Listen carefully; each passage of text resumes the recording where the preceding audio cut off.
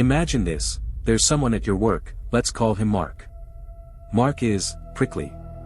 He disagrees with your ideas in meetings, gives you one-word answers, and generally looks at you like you're something he just scraped off his shoe. Your natural instinct is to either avoid him completely or to try and win him over. You know, kill him with kindness. Compliment his work, offer to buy him a coffee, but it never seems to work. The wall just gets higher. But what if I told you the solution wasn't to do a favor for Mark, but to get Mark to do a small favor for you? It sounds completely backward, but it's a real psychological principle, famously used by one of America's founding fathers. This is the Benjamin Franklin effect. And the story goes like this: Franklin had a fierce political rival who constantly opposed him. Instead of fighting back, Franklin heard his rival owned a very rare and curious book. So, he wrote a polite note, asking if he could borrow the book for a few days. The rival, likely surprised, agreed. Franklin returned it a week later with another note, expressing his sincere thanks. The next time they met in the legislature, the rival, for the first time ever, approached Franklin and spoke to him in person. As Franklin himself wrote, he ever after manifested a readiness to serve me on all occasions, so that we became great friends, and our friendship continued to his death. So what on earth happened? Did the book have magic powers? No. The magic was in the rival's brain. Franklin had just triggered a powerful psychological state called cognitive dissonance. Cognitive dissonance is the mental discomfort we feel when we hold two or more contradictory beliefs, or when our actions conflict with our beliefs. Our brains hate this feeling.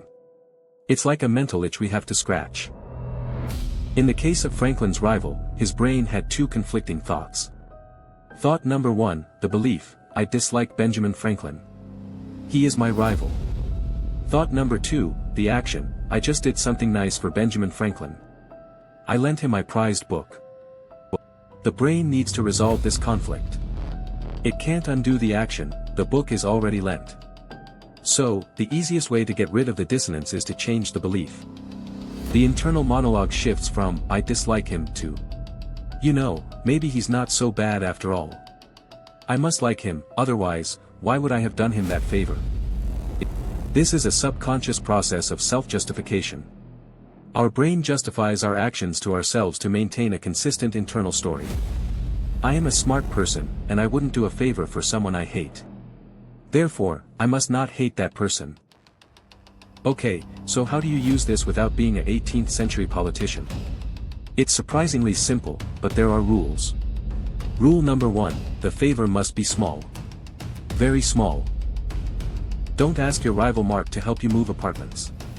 That's a huge commitment and he'll just say no. Ask him something like, hey Mark, could I borrow a pen for a second? Or, quick question, you're good with Excel, what's that formula for VLOOKUP again? It has to be something they can do easily, without feeling put upon. Rule number 2, be genuine. When you ask, be polite. When they help you, give a warm, genuine thank you so much, I really appreciate it.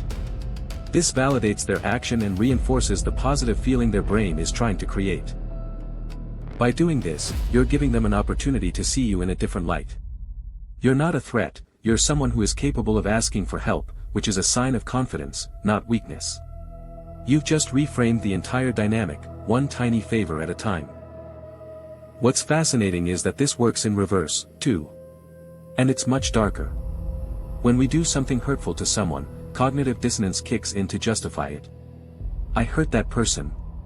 I'm a good person, so they must have deserved it. This is how small acts of unkindness can escalate. The brain justifies the first small act, which makes the next, slightly bigger act easier to perform. It's a dangerous loop.